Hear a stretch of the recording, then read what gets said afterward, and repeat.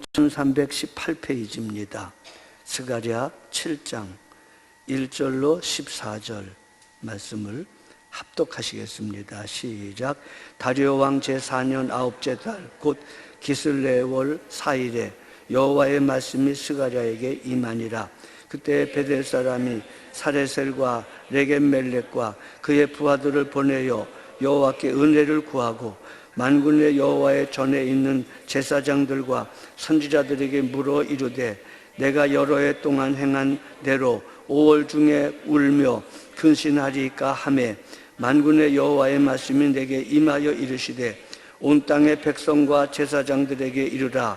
너희가 70년 동안 5째 달과 7째 달에 금식하고 애통하였거니와 그 금식이 나를 위하여 한 것이냐. 너희가 먹고 마실 때에 그것은 너희를 위하여 먹고 너희를 위하여 마시는 것이 아니냐. 예루살렘과 사는 성읍의 백성이 평온히 거주하여 남방과 평원의 사람이 거주할 때에 여호와가 옛 선지자를 통하여 외친 말씀이 있지 않으냐 하시니라. 여호와의 말씀이 스가랴에게 임하여 이르시되 만군의 여호와가 이같이 말하여 이르시기를 너희는 진실한 재판을 행하며 서로 인애와 긍휼을 베풀며 과부와 고아와 나그네와 궁핍한 자를 압제하지 말며 서로 해하려고 마음에 도모하지 말라 하였으나 그들이 듣기를 싫어하여 등을 돌리며 듣지 아니하려고 귀를 막으며 그 마음을 금강석 같게 하여 율법과 만군의 여호와가 그의 영으로 옛 선지자들을 통하여 전한 말을 듣지 아니하므로 큰 진노가 만군의 여호와께로부터 나왔도다. 내가 불러도 그들이 듣지 아니한 것처럼 그들이 불러도 내가 듣지 아니하리라. 만군의 여호와가 말하였느니라. 내가 그들을 바람으로 불어 여러 나라에 흩었느니라.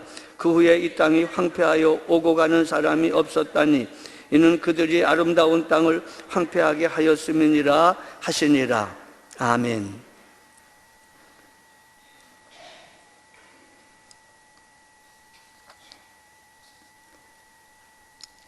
우리가 남아있는 포로 이후의 예언자들 이야기, 학개, 스가랴, 말라기, 그리고 남아있는 구약의 역사서 에스라와 느헤미야, 에스더, 이런 남아있는 우리가 구약을 아직 다루지 못한 부분들은 모두 다 바사 제국의 정치적인 상황을 배경으로 하고 있습니다.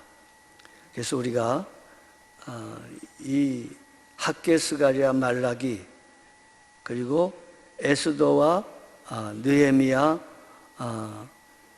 이런 말씀들을 묵상하고 상고할 때는 바사 왕국의 메데 페르시아 제국의 흥망성쇠 그 역사를 함께 다루면 훨씬 이해하기가 쉬워집니다. 특별히 지금 우리가 다루고 있는 학개 스가랴의 말씀은 다리오 1세 때의 주로 이야기입니다.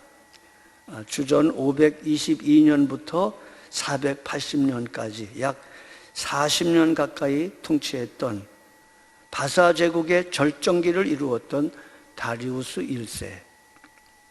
이때에 그가 협력하고 도와줘서 하나님의 감동으로 주전 515년에 수르바벨 성전이 완공되고 그 다음에 왕이 크세스라고 하는, 성경에는 아하수에루라고 하는 이름의 왕이 나오고 이때에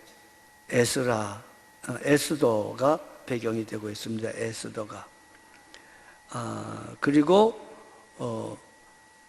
이때 그 여러분이 잘 아는 300이라고 하는 영화가 나왔죠.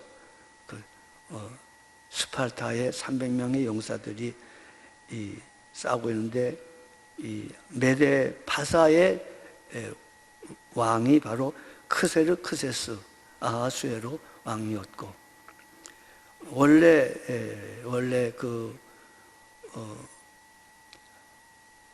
포기하고 항복하려고 했었습니다. 이 바사 나라의 숫자가 너무나 커서 그런데 이 스팔타의 300명 용사가 장렬하게 죽는 바람에 그리스도가 마음을 강하게 하여 일어나서 아데네를 비롯하여 강력하게 일어나게 되었고, 그 이후 몇십 년 후에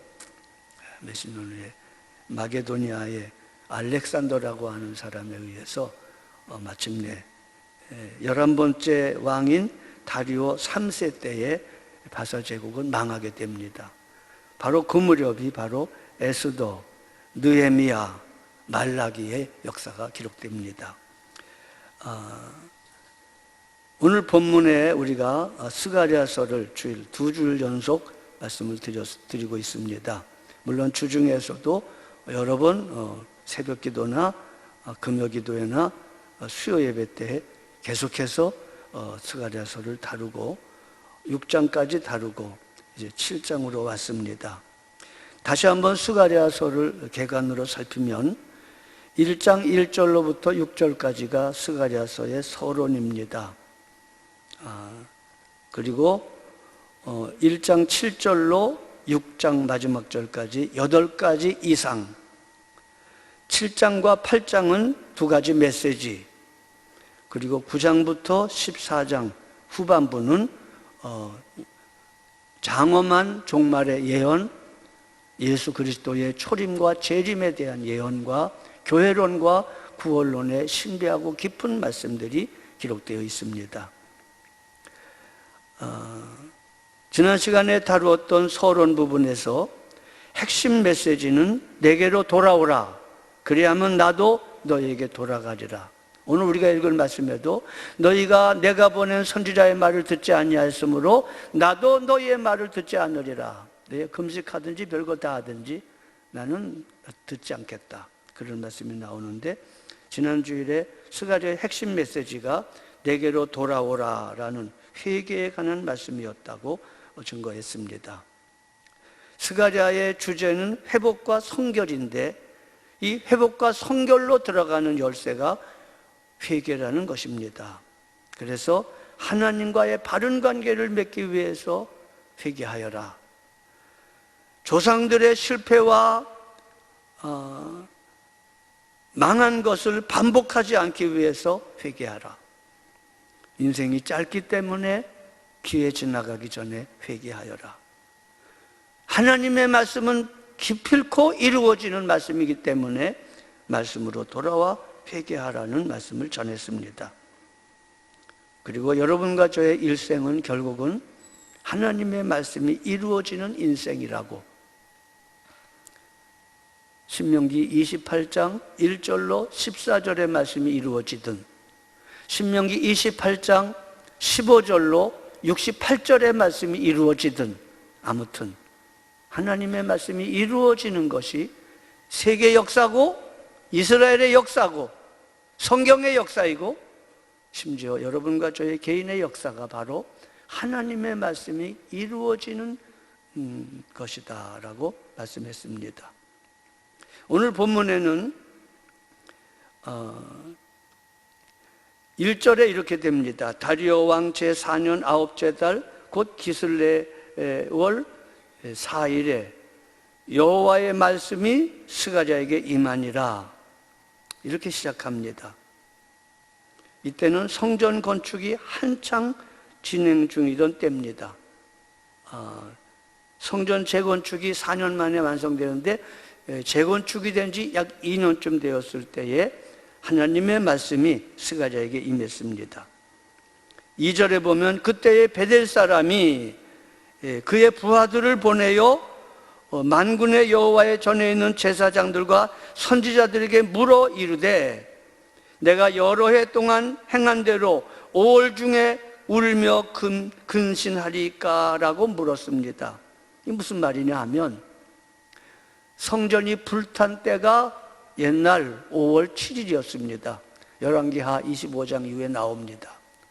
예루살렘 성전이 바벨론에 의해서 완전히 불탈 때가 5월 7일이었고 7월 때에는 자기들이 자중지장이 일어나가지고 그 예루살렘의 주민들이 애굽으로 피신하고 도망갔던 때가 7월이었습니다. 이것을 이 날들을 기억하고 기념하며 70년의 포로 생활 동안에 유다 백성들은 5월과 7월에 예루살렘이 불탄 것들을 기억하며 슬퍼하며 금식하며 애통했습니다.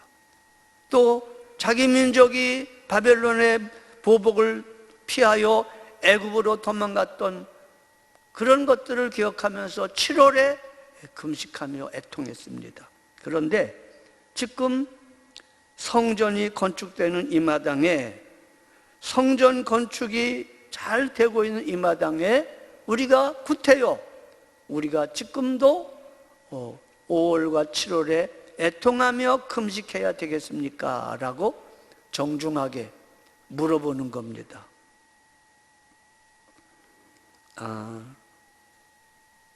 지금은 해방되고 성전 건축이 잘 되고 있는 중에도 금식이 필요하겠습니까? 라는 말입니다. 그때 5절에 보면 너희가 5절과 6절이 오늘 말씀의 핵심인데 하나님이 말씀하십니다. 너희가 70년 동안 5째 달과 7째 달에 금식하고 애통하였거니와, 도대체 이거 제가 붙인 말입니다. 그 금식이 나를 위하여 한 것이란 말이냐라고 하나님 말씀합니다. 6절에 너희가 먹고 마실 때에 그것은 전혀 너희를 위하여 먹고 전혀 너희를 위하여 마시는 것이 아니었느냐. 개역 한글판에는 전혀라는 말이 거기 붙었습니다. 너희가 먹을 때 마실 때에 전혀 너희를 위해서 먹고 마시지 않았느냐. 마찬가지로 너희가 금식하고 애통할 때도 그게 정말 나를 위한 것이란 말이냐, 너희를 위한 것 아니냐. 이스라엘 백성들은 자기들과 조상들의 죄를 회개할 생각을 하지 아니하고 행위를 고칠 생각을 하지 아니하고 금식하고 애통하는 것으로 불순종과 회개하지 아니한 것을 대신하려고 했었습니다. 그 모양이 꼭 오늘 우리들의 모양과 너무나도 비슷합니다. 우리는 악을 쓰면서 통곡을 하는 것으로 회개를 대신하려고 합니다. 회개는 고치는 거걸랑요, 돌아서는 건데 그건 어렵걸랑요, 그건 싫걸랑요. 그러니까 그건 안 하고 울기를 좋아합니다. 사사기 2장의 복임, 우상을 버리는 게 싫은 거예요. 가나안 원주민과 그들을 진멸하는 게 싫은 거예요. 가나안의 휘황찬란한 문명이 좋은 거예요. 그래서 가나안 원주민을 진멸할 생각은 하지 아니하고 하나님의 책망하니 울고 울어 그 지역 이름을 복임이라 하였더라. 너희가 금식한 것이 나를 위한 것이었단 말이냐? 그렇다면 너희가 먹고 마셨던 것도 나를 위했던 것이 말이냐? 아니다. 전혀 너희를 위하여 먹고 마셨고 전혀 너희를 위하여 금식하여 근본적인 회개는 아니하고 요식적인 행동을 통하여 종교 행위를 통하여 너희가 내 마음을 달래려고 한 거 아니냐? 하나님이 무섭도록 예리하게 여호와를 위해서가 아니라 너희를 위하여 금식도 하고 너희를 위하여 먹고 마시기도 했다는 말씀입니다. 이게 7장, 8장에 나오는 두 가지 뼈저린 메시지 중에 첫 번째 메시지입니다. 너희가 진정 나를 생각해서 금식한 것이란 말이냐? 메시지 성경은 이렇게 말씀합니다. 너희가 진정 나를 생각해서 금식했단 말이냐? 너희가 먹고 마실 때에 너희 스스로의 만족을 구하려고 먹고 마신 것이 아니란 말이냐? 먹는 것도 금식하는 것도 다 네 마음대로 한 거 아니냐? 하나님은 물으십니다. 우리의 신앙 행위의 동기와 목적을 물으십니다. 방법도 물으십니다. 신자가 예수님의 십자가 사랑에 감격하여 이 몸을 온전히 주님께 바쳐서 주님만 위하여 늘 살겠노라는 마음 깊은 곳에서부터 나오는 회개와 순종이 결여된 십자가를 통과하지 아니한 모든 일들은 어쩔 수 없이 우리 자신을 위한 것이 됩니다. 그건 소용없다고 주님은 말씀합니다. 예수님의 십자가의 사랑의 강건함을 받아 그 대속의 사랑을 인하여 하나님을 위하여 성령의 능력으로만 하나님의 일이 성립이 됩니다. 하나님 때문에 하나님을 위하여 하나님의 방법으로 해야 됩니다. 고린도전서 15장 58절에 부활을 쭉 말씀하신 다음에 마지막에 그런즉 내 사랑하는 자들아, 그렇게 하면서 주의 일에 더욱 힘쓰는 자들이 되라. 이는 너희 수고가 주 안에서 헛되지 않은 줄 알미니라. 주의 일이 뭘까요? 주님으로 비롯된 일이 주의 일이고, 주님을 위한 일이 주의 일이고, 주님의 힘으로 하는 일이 주의 일입니다. 빌립보서 3장에 우리는 참 할례당이다 그러면서 성령으로 봉사하며 그리스도 예수로 자랑하는 우리가 참 할례당이다. 육체를 신뢰하지 아니하는 우리가 참 할례당이다. 이게 바로 주의 일의 모습입니다. 하나님 앞에서의 선은 제가 오랫동안 70년대 초부터 지금까지 배우고 있습니다. 물론 그 어른은 오래전에 돌아가셨습니다. 부산 서부교회 백영임 목사님한테 많이 배웠는데 그분이 항상 하는 말 중에 하나가 성경에 나오는 선이라는 말, 좋다라고 하는 말은 항상 하나님 중심하고 하나님 위주하는 것이다 라고 가르치셨습니다. 아무리 우리 보기에 선해 보이고 아무리 만장일치가 되고 아무리 내 생각에 선한 것 같아도 하나님 중심하고 위주하지 않는 건 다 악한 거다. 악한 거다. 사울왕이 제사 드리기 위해서 제물용으로 아가광을 비롯하여 소와 양을 살찐 것을 남겨놓았으면서 변명합니다. 내가 당신의 하나님께 번제로 드리기 위하여. 하나님 그걸 악하다고 말씀하셨습니다. 왜냐하면 순종이 제사보다 낫다라고 말합니다. 하나님을 위하는 선, 하나님 중심하는 것, 그것만이 선입니다. 우리가 윤리적으로 도덕적으로 아무리 뛰어나 보여도 그 마음 중심 속에, 그 원인과 목적 속에 하나님의 중심이 되지 않았으면 그건 악한 겁니다. 구별하셔야 됩니다. 진정한 금식은 하나님의 얼굴을 구하는 겁니다. 주님만을 원합니다. 더 원합니다. 간절히 주님을 찾는 겁니다. 예수님이 마태복음 9장 15절에 예수님과 그의 제자들이 왜 금식하지 않느냐, 바리새인과 세례 요한의 제자들은 금식하는데 당신네들은 왜 금식하지 않느냐고 시비를 걸 때 예수님이 이렇게 말씀하셨습니다. 잔치집에서 신랑과 신부의 친구들이 신랑과 함께 있을 동안에는 금식할 필요가 없다. 그러나 때가 이르러 신랑을 빼앗길 때가 오리니 그때는 금식하라. 신랑을 빼앗길 때가 금식할 때입니다. 다시 말하면, 오늘날로 말하면 예수를 믿는 여러분과 제가 이런저런 이유 때문에, 이런저런 우상 때문에 신랑 예수가 여러분의 마음에 주권을 차지하지 못하고 있을 때, 신랑 예수가 여러분과 저의 사랑의 1위를 차지하지 못할 때 신랑을 잃어버릴 때입니다. 그때는 우리가 그 즐겼던 것들 중에 대표인 음식을 끊으며 신랑의 얼굴을 구하고 신랑 예수를 사모할 때입니다. 먹는 것이 인생의 가장 큰 낙 중에 하나인데 그걸 끊어 나는 주님을 더 기뻐합니다. 나는 주님을 사모합니다. 나는 주의 얼굴을 구합니다 라고 금식하는 것이다 라고 말했습니다. 그렇습니다. 진정한 금식은 이렇게 하나님의 임재와 하나님의 얼굴을 구하는 것입니다.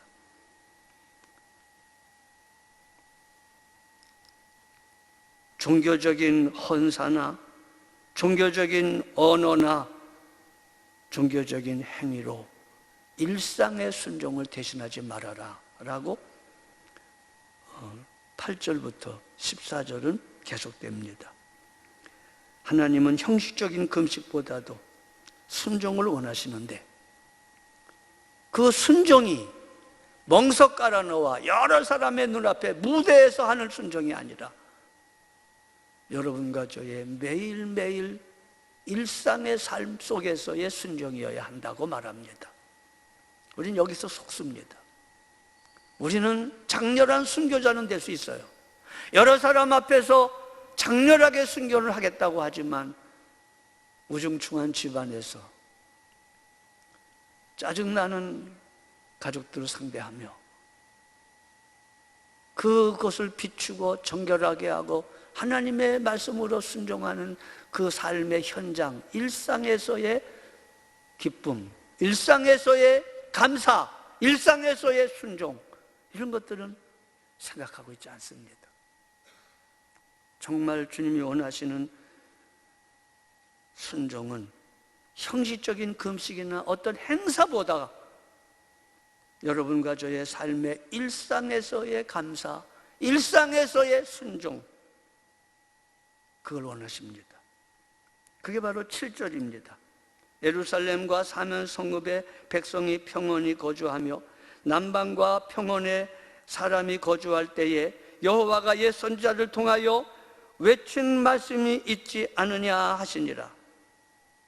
옛적에 포로되기 전에 너희 성읍에 백성들이 가득 찼을 때 사람들이 왕짜짓걸 왕래하며 남방과 평원에도 사람이 거주할 이스라엘이 멸망하기 이전에 그때 이미 선지자가 너희들에게 외치지 않았느냐? 이런 결과가 있겠다고 외치지 않았느냐? 금식 안 해가지고 너희가 망한 게 아니다. 순종하지 않아서 망한 거다. 그것도 일상의 삶 속에서 순종하지 않아서 망한 거다. 선지자를 통하여 하나님이 외친 말씀이 있지 아니하냐. 여기 외치다라고 하는 말이 카라라는 말로서 부르짖다라는 말입니다. 부르짖다. 선지자들이 부르짖었던 말, 그게 바로 돌아오라는 말 아니었느냐. 너희가 돌아올 생각을 하지 아니하고 종교적인 형식으로 돌아오는 것을 순종을 대신하려고 지금도 하고 있구나. 그렇게 신랄하게 책망하는 겁니다.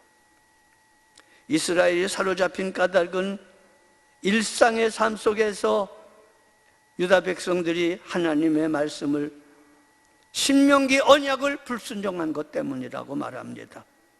그러면서 8절로 14절에 여호와의 말씀이 스가랴에게 임하여 이르시되 만군의 여호와가 이같이 말하여 이르기를 너희는 진실한 재판을 행하며 서로 인애와 긍휼을 베풀며 과부와 고아와 나그네와 궁핍한 자를 압제하지 말며 서로 해하려고 마음에 도모하지 말라 하였으나 그랬습니다.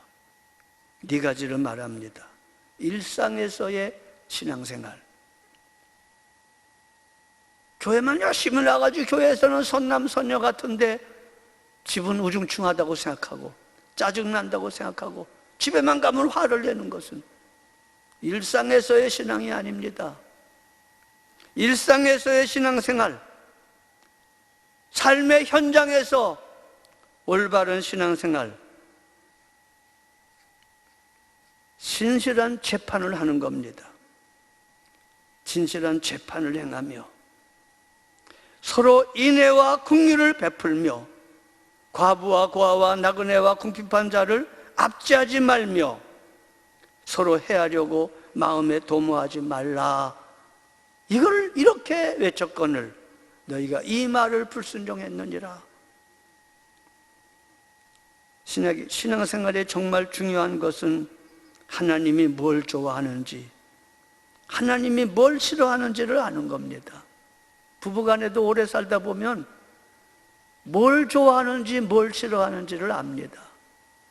40년을 살았는데 아직도 뭘 좋아하는지 모른다면 짜증이 납니다.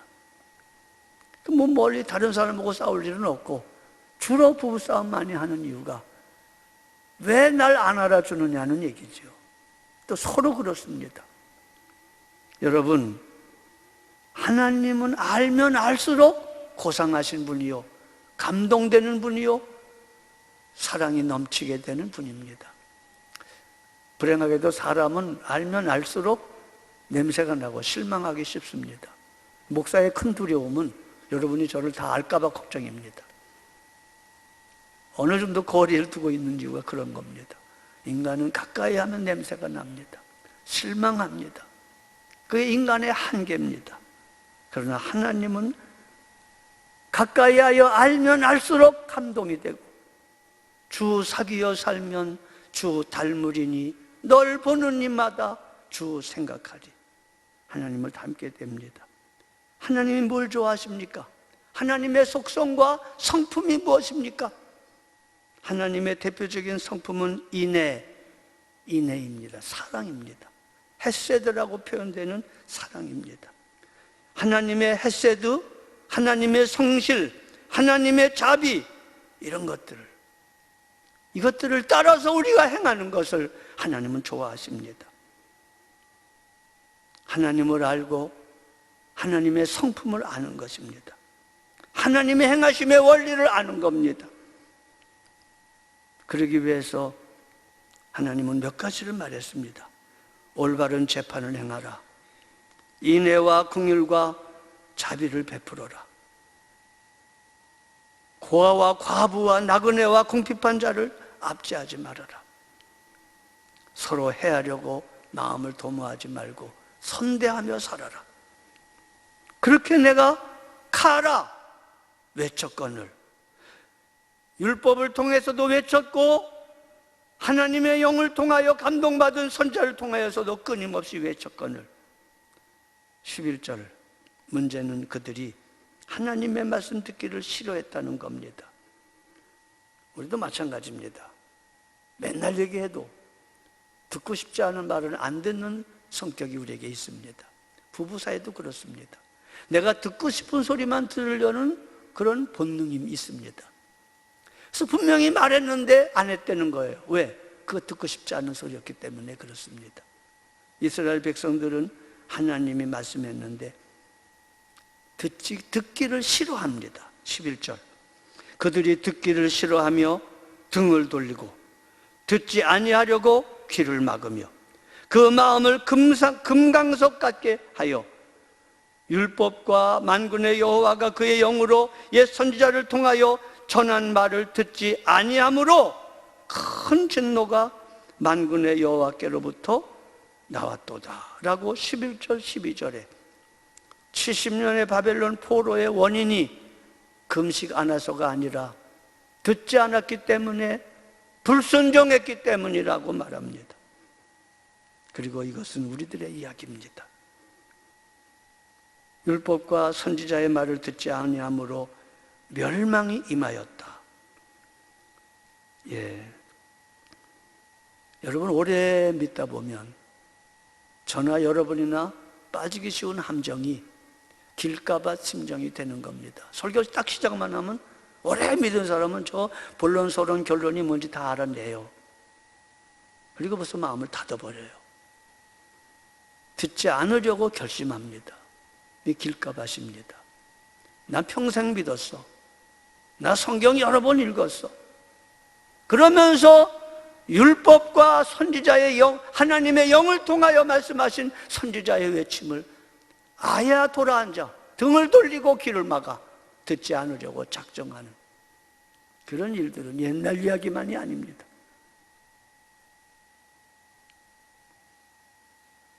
그래서 망했다는 얘기입니다. 듣고자 하지 않았고 알고자 하지 않았고 순종하고자 하지 않아서 망했다는 겁니다. 13절에 내가 불러도 그들이 듣지 아니한 것처럼 그들이 불러도 내가 듣지 아니하지라. 만군의 여호와가 말하였느니라. 내가 그들을 바람으로 불어 알지 못하던 여러 나라에 흩었느니라. 그 후에 이 땅이 황폐하여 오고 가는 사람이 없었더니 이는 그들이 아름다운 땅을 황폐하게 하였음이니라 하시니라. 네, 하나님의 말씀을 저버림으로 하나님의 백성이 망하는 길로 접어들었다 라고 말하면서 금식이나 제사나 종교 행위의 문제가 아니라 마음 중심에 하나님을 사랑하며 하나님을 깊이 알며 하나님의 말씀을 쫓아 일상에서 순종하는 것이 중요하다라고 말하고 있습니다. 하나님 말씀 없으면 은혜도 구원의 감격도 사라집니다. 심지어 성령님의 역사도 하나님의 말씀 안에서 역사하십니다. 개신교회의 중요한 표지가 세 가지가 있는데, 첫째는 말씀의 선포요, 두 번째가 성례전의 수행이요, 세 번째가 곤징의 집행입니다. 첫 번째가 말씀의 선포입니다. 하나님의 말씀을 듣고 그 말씀을 쫓아 회개하며 순종하는 일들은 아주 기본적인 것입니다. 특별히 강단 말씀은 구원농사의 종자씨라고 23년 전부터 말씀드렸습니다. 23년 동안 들었으니 얼마나 마음이 다져졌겠어요. 여러분, 그들의 원인이 오늘 우리에게 있으면 그들의 결과가 역시 우리에게 있게 됩니다. 결국 하나님 앞에 오래 머무르는 임재 훈련이 필요합니다, 여러분.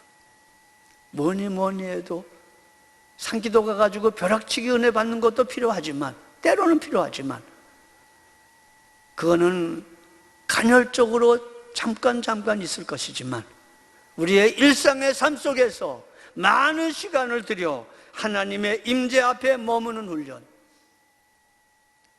주님을 묵상하되 성경을 펴놓고도 묵상하고 운전대를 잡고도 묵상하고 삶의 모든 영역 속에서 하나님을 생각하며 하나님의 임재를 잃지 아니하는 노력, 이게 영적인 근력을 키워줍니다. 이게 있어야 영적인 근력이 생깁니다. 영어 단어 외워야 영어 실력이 늘어나는 것처럼 신앙도 고3 학생처럼 처절하게 해야 됩니다. 하나님의 말씀에 머무르려고, 우리 마음의 생각을 하나님에게 복종시키려고 끊임없이 우리 마음을 주께 드리며 주님을 생각하며 고상하고 아름다운 하나님의 말씀으로 우리 마음을 채우라고 빌립보 4장 8절의 말씀처럼 너희 속에 이 모든 것들로 너희 마음을 생각을 하게 하라. 고상한 것, 아름다운 것, 흠모할 만한 것, 덕스러운 것들로 생각하라. 우리가 전심으로 하나님을 찾고 찾으면 하나님은 만나주십니다. 가장 위험한 위기는 영적 갈망이 사그러지는 것입니다. 영적 갈망이 일어나지 아니하고 사그러지는 것, 기도해야 됩니다. 여러분, 하나님, 내 영혼이 때가 꼈나이다. 내 영혼이 방만해졌나이다. 내가 목마른 사슴이 시냇물을 찾아 헤매듯 내 영혼이 주를 찾아 갈급하나이다. 주님만을 원합니다. 더 원합니다. 그렇게 기도하셔야 됩니다. 빈손 들고 십자가를 붙으셔야 됩니다. 주야로 주님을 묵상하고 주님의 은혜를 묵상하고 주의 말씀을 묵상하며 하나님 마음 안에서 하나님과 동행하며 일상의 삶 속에서 영적인 근력을 키우셔야 됩니다. 그래서 하나님의 은혜에 항복하는 감사, 하나님의 은혜에 항복하는 순종과 용서와 충성이 여러분의 삶 속에 일어나게 되시기를 축복합니다. 일어나시겠습니다. 기도하시겠습니다. 고마우신 아버지 하나님, 스가랴 7장의 말씀을 통하여 너의 모든 소유가 진정 나를 위한 것이란 말이냐라고 물어보시는 주님의 말씀 앞에 우리가 대답하기를 원합니다. 주님께서 우리를 위하여 죽으심으로 우리의 주가 되셨사온지 먹는 것도 마시는 것도 사는 것도 죽는 것도 오직 주님만 위하여 할 수 있게 하옵소서. 우리 구주 예수 그리스도의 대속하신 은혜와 하나님 아버지의 사랑과 주 성령님의 교통하심이 모두에게 함께 하시기를 축원하옵나이다. 아멘.